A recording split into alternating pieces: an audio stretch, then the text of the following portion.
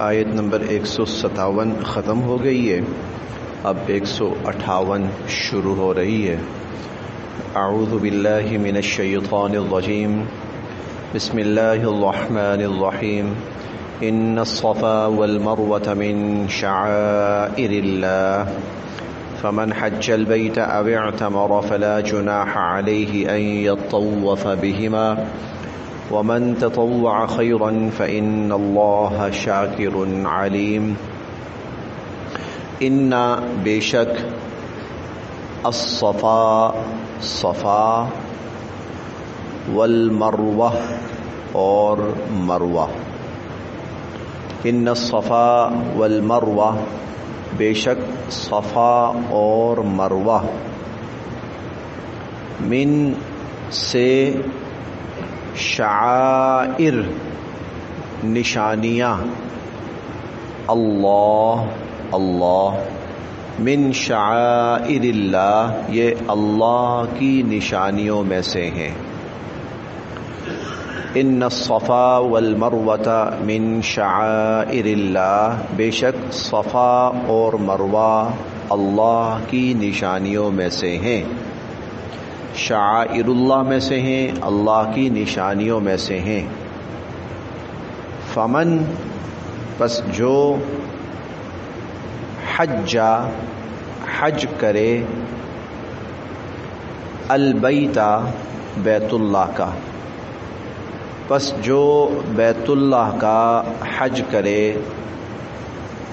او یا اعتمرا عمرہ کرے، جو بیت اللہ کا حج کرے یا عمرہ کرے، فلا تو نہیں ہے، جناح کوئی گناہ، علیہ اس پر، فلا جناح علیہ تو کوئی گناہ نہیں ہے اس پر، ان کہ یطوفا کہ وہ طواف کرے، بہما ان دونوں کا، چکر لگائے ان دونوں کا، فلا جناح علیہ ان یطوف بہما تو اس پر کوئی حرج نہیں ہے، کوئی گناہ نہیں ہے کہ وہ ان دونوں کا چکر لگائے۔ ومن اور جو تطوع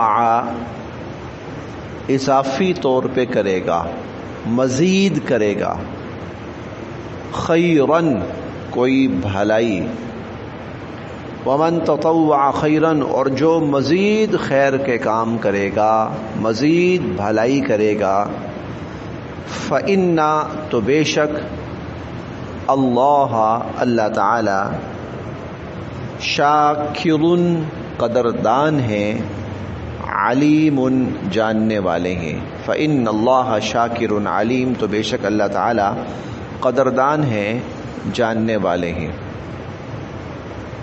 صفا اور مروہ یہ خانہ کعبہ کے بالکل قریب دو پہاڑیاں تھیں، اب تو ان کے صرف نشانات محفوظ رکھے گئے ہیں، ورنہ اب تو وہ ختم ہو چکی ہیں۔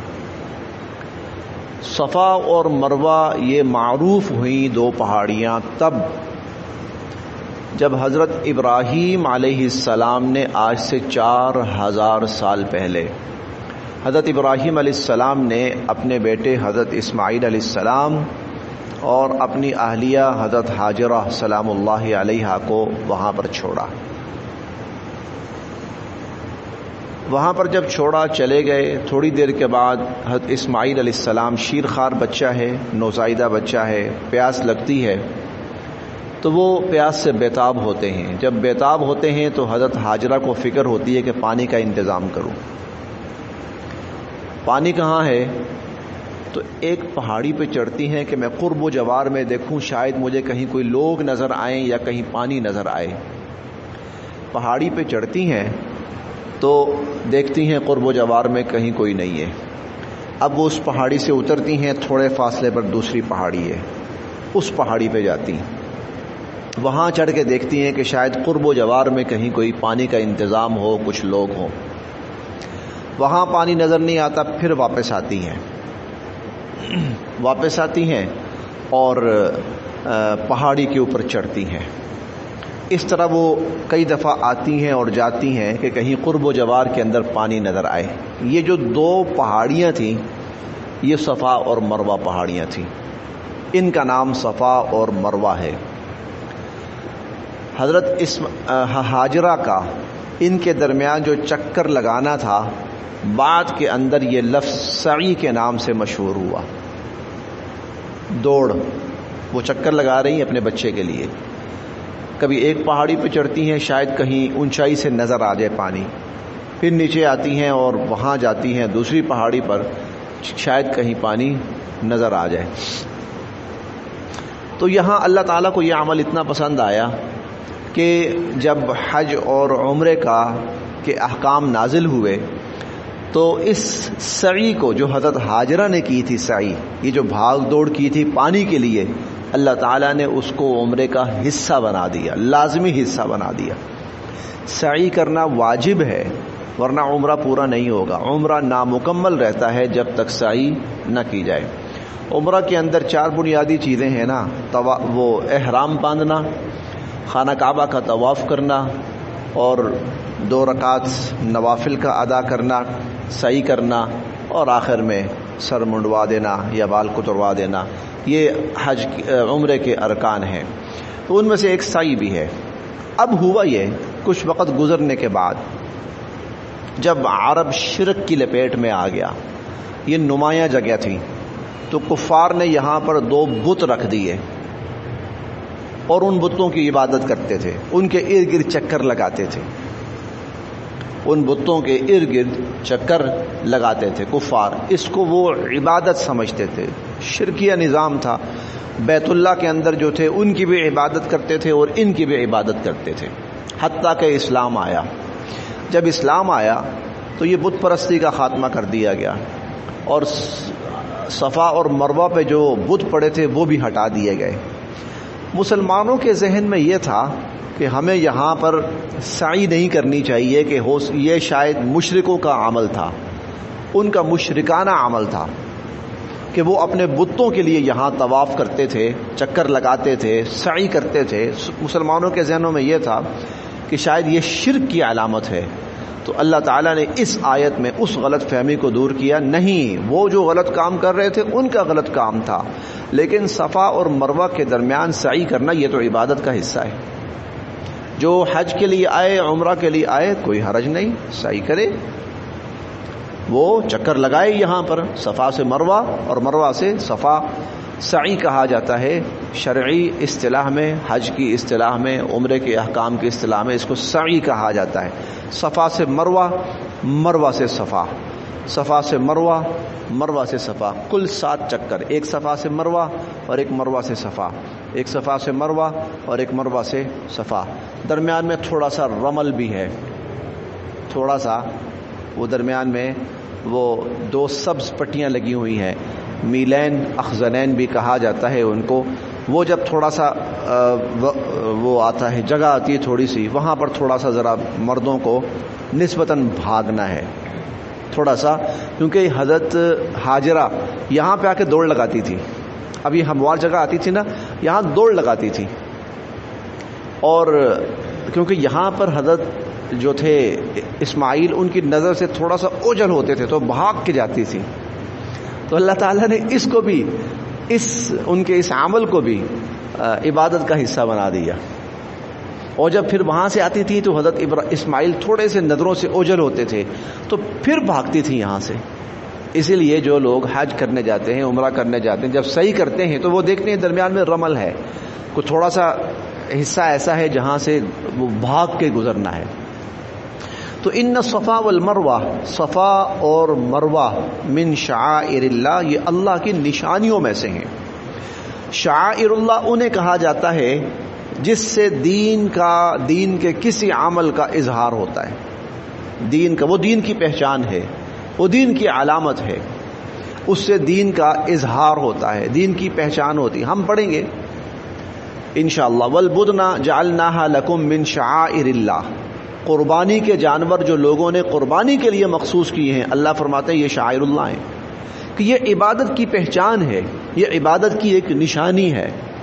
حج اور عمرہ شعائر اللہ ہیں، اللہ کا گھر بیت اللہ شعائر اللہ ہے، حضور علیہ الصلوۃ والسلام کی مسجد مسجد نبوی شعائر اللہ ہے۔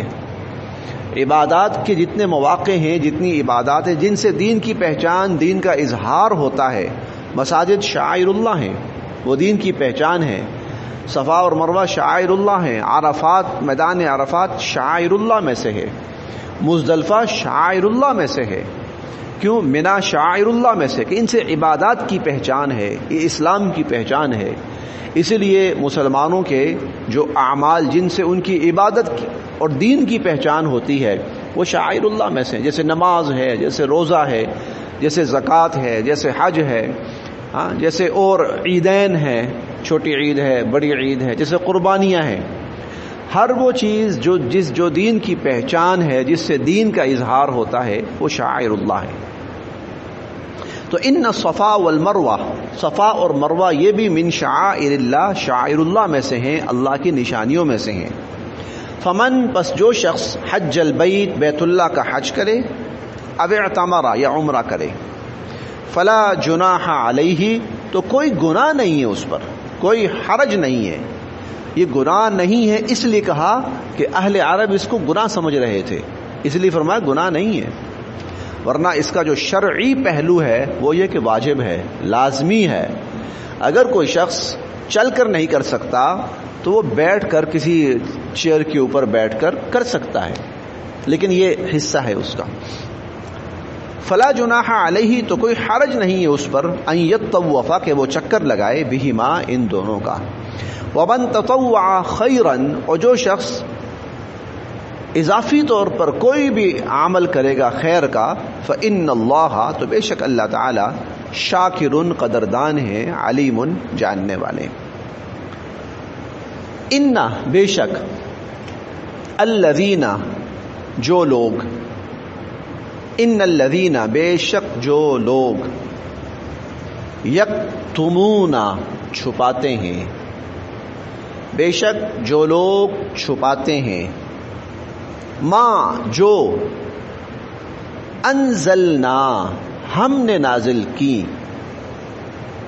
ان الذین یکتمون، بے شک جو لوگ چھپاتے ہیں، ما انزلنا، جو ہم نے نازل کی، من البینات، واضح نشانیاں، من البینات، واضح نشانیاں، والہدا، اور سیدھا راستہ، والہدا، اور سیدھا راستہ۔ ان الذین یکتمون، بے شک جو لوگ چھپاتے ہیں، ما انزلنا، جو ہم نے نازل کی، من البینات، واضح نشانیاں، والہدا، اور ہدایت کا راستہ، من بعد، اس کے بعد، من بعد، اس کے بعد، ما، جبکہ، بیناہ، ہم اس کو کھول کے بیان کر چکے، بیناہ، ہم اس کو کھول کے بیان کر چکے، للناس، لوگوں کے لیے، للناس، لوگوں کے لیے، فی الکتاب، کتاب میں، ہم نے کتاب میں واضح نشانیاں بیان کر دی، ہدایت کا راستہ کھول کے بیان کر دیا۔ بیان کرنے کے بعد، نازل کرنے کے بعد، جو ان کو چھپاتا ہے اور جو لوگ ان کو چھپاتے ہیں۔ ترجمہ پھر دیکھیے، کیونکہ اگلا جملہ بڑا سخت ہے، اس لیے وہ مفہوم ہم نے واضح کرنا ہے اپنے ذہن میں۔ ان الذین یکتمون، بے شک جو لوگ چھپاتے ہیں، ما انزلنا، جو ہم نے نازل کی، من البینات، واضح نشانیاں، والہدا، اور سیدھا راستہ، من بعد، اس کے بعد، ما بیناہ، جبکہ ہم ان کو کھول کے بیان کر چکے، فی الکتاب، کتاب میں۔ اولئک، تو یہ لوگ، یلعنون، لعنت کرتے ہیں، ہم ان پہ، اللہ اللہ، اولئک یلعنہم اللہ ان پر اللہ لعنت کرتے ہیں، ویلعنو اور لعنت کرتے ہیں، ہم ان پر، اللاعنون ہر لعنت کرنے والی مخلوق، ویلعنہم اللاعنون اور ان پر ہر لعنت کرنے والی مخلوق لعنت کرتی ہے۔ اولین طور پر اس سے مراد یہود و نصارہ ہیں، اولین طور پر۔ کیوں؟ اس لیے کہ ان کی کتابوں کے اندر بالکل کھول کر اللہ تعالیٰ بتا چکے تھے کہ حضور علیہ الصلوۃ والسلام تشریف لائیں گے۔ ہم 9ویں پارے میں پڑھیں گے سورہ الاعراف میں کہ یجدونہ مکتوبا عندہم فی التوراۃ والانجیل، یہ لوگ حضور صلی اللہ علیہ وسلم، دین اسلام، قرآن کریم کا تذکرہ اپنی کتابوں میں تورات اور انجیل میں لکھا ہوا موجود پاتے ہیں۔ تو اللہ تعالیٰ نے ان کی کتابوں کے اندر وضاحت سے یہ بات بیان کر دی تھی کہ یہ نبی آئیں گے اور ان پر یہ کتاب اترے گی اور ان کا یہ زمانہ ہوگا اور ان کا یہ علاقہ ہوگا اور ان کے یہ ساتھی ہوں گے اور ان کی یہ پہچانیں ہوں گی اور ان کی یہ صفات ہوں گی۔ دیکھیں حضرت سلمان فارسی رضی اللہ تعالی عنہ حضور علیہ الصلوۃ والسلام کی خدمت میں حاضر ہوتے ہیں تو ان کو 3 نشانیاں بتائی گئی ہیں کہ اس نبی کی 3 نشانیاں ہوں گی۔ اب یہ نشانیاں کہاں تھی بھلا؟ تورات اور انجیل میں لکھی ہوئی تھی۔ ایک نشانی تو یہ تھی کہ صدقہ قبول نہیں کریں گے۔ حضرت سلمان فارسی پہلے دن آتے ہیں حضور علیہ الصلوۃ والسلام کی خدمت میں، ابھی مسلمان نہیں ہوئے، پتہ چلا ہے کہ انہوں نے نبوت کا دعویٰ کیا ہے، صدقہ لے کے آئے کہ جناب یہ میں کچھ صدقے کا مال ہے آپ کے لیے لایا ہوں، قبول فرمائیے۔ حضور علیہ الصلوۃ والسلام نے لے کے فرمایا بھائی وہ غربا مساکین ہیں ان میں تقسیم کر دو۔ دوسری یہ تھی کہ ہدیہ دو گے تو قبول کریں گے۔ اگلے دن 2-3 دن کے بعد آئے، یہ میں آپ کے لیے تحفہ لے کے آیا ہوں، آپ خوش ہوئے، قبول فرمایا، دعا دی۔ تیسرا یہ تھا کہ ان کی کمر مبارک کے اوپر دونوں کندھوں کے درمیان میں مہر ہوگی جو نبوت کی مہر ہوگی۔ تیسرے دن وہ نبوت کی مہر دیکھنے کے لیے آ گئے۔ 3 نشانیاں موجود، بالکل صحیح ثابت ہوئیں، کلمہ پڑھا، مسلمان ہو گئے۔ یہ کہاں تھی نشانیاں؟ یہ تورات میں تھیں، یہ انجیل میں تھیں۔ بڑے بڑے یہود کے علماء آ کر حضور علیہ الصلوۃ والسلام سے کچھ سوالات کرتے تھے اور وہ کہتے تھے کہ اس کا جواب نبی دے سکتا ہے۔ اور وہ سوالات کہاں تھے؟ وہ باتیں کہاں تھیں؟ وہ باتیں ان کی تورات اور انجیل میں تھیں، اور ان سے تائید ہو رہی ہے نبی صلی اللہ علیہ وسلم کی نبوت اور رسالت کی۔ ان کو پتا تھا کہ حضور علیہ الصلوۃ والسلام کا ہجرت کے بعد کا جو علاقہ ہے وہ نخلستان ہے، یہ مدینہ منورہ کا علاقہ، بعد پہلے طیبہ وہ یثرب کہلاتا تھا۔ تو ان کے پاس تھی۔ اب جب حضور علیہ الصلوۃ والسلام آئے، سب سے پہلے ان کو کھڑا ہونا چاہیے تھا۔ ہاں بالکل، ہم اس چیز کے گواہ ہیں، ہمارے پاس کتابوں کے اندر ان کی علامات موجود ہیں اور یہی نبی ہیں۔ سب سے پہلے ان کو کھڑے ہو کر اعلان کرنا چاہیے تھا، لوگوں کو بتانا چاہیے تھا بھائی آؤ۔ انہوں نے کیا کرنا شروع کیا؟ الٹا چھپانا شروع کر دیا۔ لوگ ان کے پاس آتے تھے، جناب آپ کی کتابوں میں کوئی ہیں نشانیاں ایسی؟ ان کے بارے میں کہا نہیں کوئی اور ہوں گے، یہ نہیں ہے۔ وہ پہچان چکے تھے، 100% پہچان چکے تھے۔ چھپاتے ہیں وہ نشانیاں، وہ سیدھا راستہ جو ہم نے نازل کر دیا ہے کتابوں میں، کھول کے بتا دیا ہے، پھر بھی چھپاتے ہیں۔ اولئک یلعنہم اللہ، ان پر اللہ لعنت کرتے ہیں۔ وَيَلْعَنُهُمُ اللَّاعِنُونَ، اور ان پر ہر لعنت کرنے والی مخلوق لعنت کرتی ہے۔ اور وہ لعنت کرنے والے اور کون ہیں؟ ہم آگے بھی پڑھیں گے، شاید کل ہی آ جائے یا اس سے آگے آئے گا، ہاں بلکہ آج ہی آ جائے گا۔ لعنت اللہ والملائکۃ والناس اجمعین، اللہ کی لعنت، سارے فرشتوں کی لعنت، ساری انسانیت کی لعنت۔ وہ لوگ جو اللہ کے دین کو چھپائیں، لوگوں کو ضرورت ہو اللہ کے دین کی کہ ان تک پہنچایا جائے وہ نہ پہنچائیں، لوگوں کو ضرورت ہو کہ اللہ کا دین ان کو بتایا جائے اور ان کو پتہ ہے اللہ کا دین نہیں بتاتے، قیامت تک کے لیے یہ حکم ہے، صرف یہود نہیں۔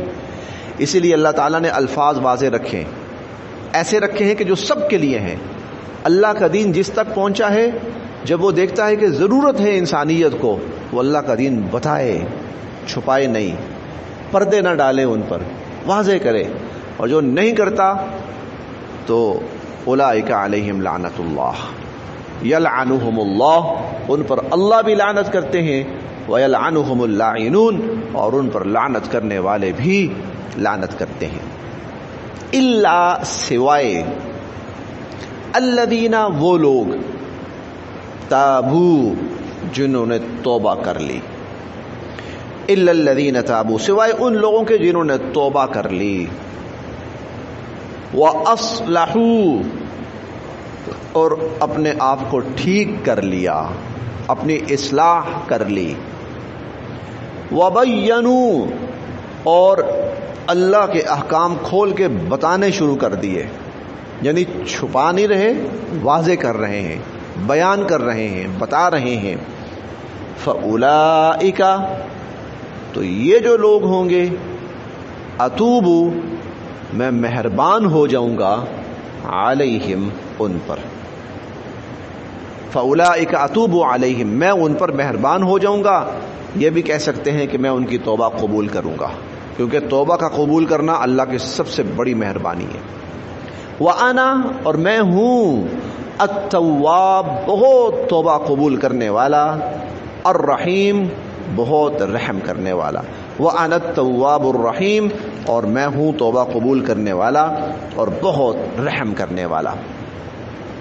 اگلی آیات بہت آسان ہے، اگر میں آپ کو پڑھا دوں تب بھی آپ سمجھ لیں گے، اور نہ پڑھاؤں تو آپ کو ویسے بھی سمجھ آ جائے گی، اس لیے ثواب حاصل کرنے کے لیے میں بھی پڑھ لیتا ہوں۔ اِنَّا، بے شک، اِنَّا، بے شک، الذین، جن لوگوں نے، کفروا، کفر کیا، ان الذین کفروا، بے شک جن لوگوں نے کفر کیا، وماتوا، اور وہ مر گئے، وہم، اور اس حال میں کہ وہ کفارن، کافر ہی تھے۔ ان الذین کفروا، جن لوگوں نے کفر کیا، وماتوا وہم کفار، اور وہ مر گئے اس حال میں کہ وہ کافر ہی تھے، اولئک، تو یہ لوگ، علیہم، ان پر، لعنت اللہ، اللہ کی بھی لعنت،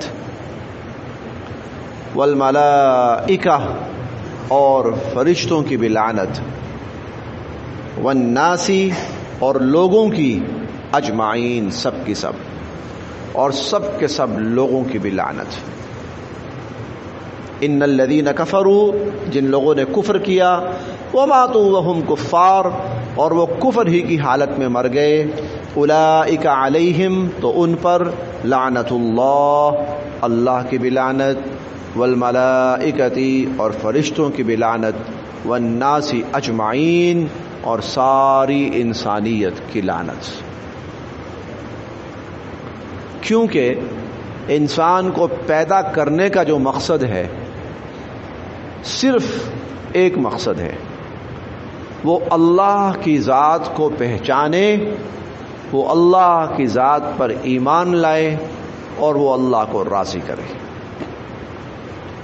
انبیاء علیہم السلام اسی مقصد کے لیے بھیجے گئے کہ لوگوں کو بتاؤ کہ تم اس لیے پیدا کیے گئے ہو کہ تم اپنے مالک کو پہچانو، تم اس کی اطاعت کرو، اور تم اس کو راضی کر لو۔ کافر کسے کہتے ہیں؟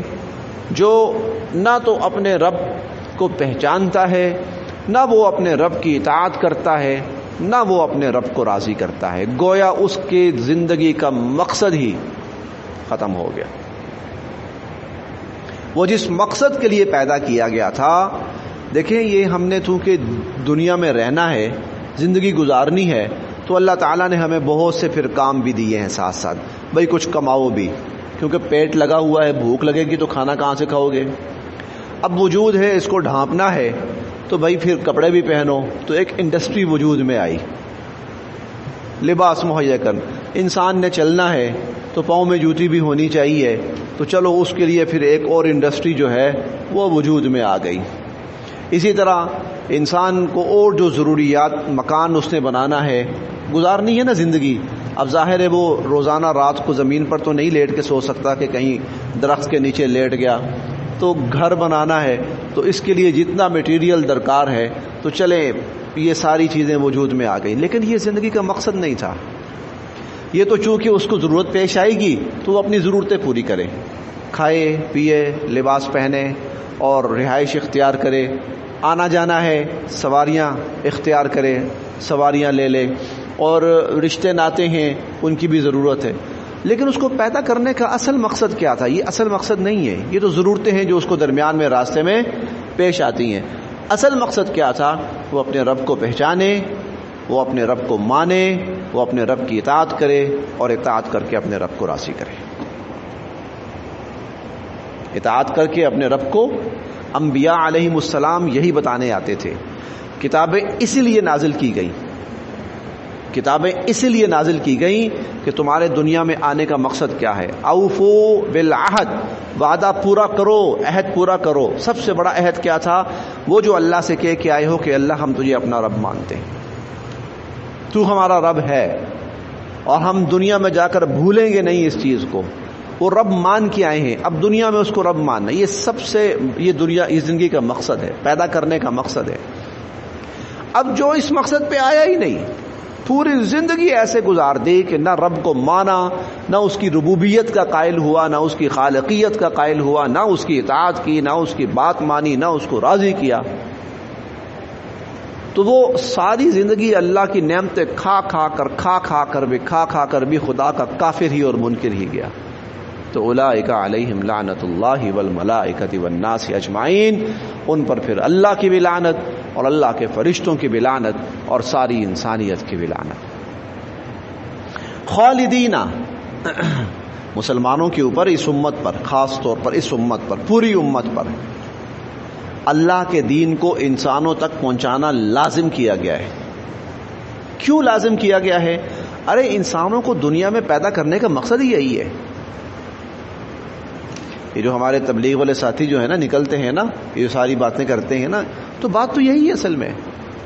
تو بات تو ٹھیک ہے، اور خاص طور پر جو اپنے آپ کو، اپنی زندگی کو وقف کر دیتے ہیں، تو یہ بہت بڑا عمل ہے کہ بھائی ساری انسانیت کو بتاؤ کہ تمہیں پیدا کیوں کیا گیا ہے، تمہیں کس نے پیدا کیا اور کیوں پیدا کیا. کیونکہ دنیا کو تو اس چیز کی خبر ہی نہیں ہے.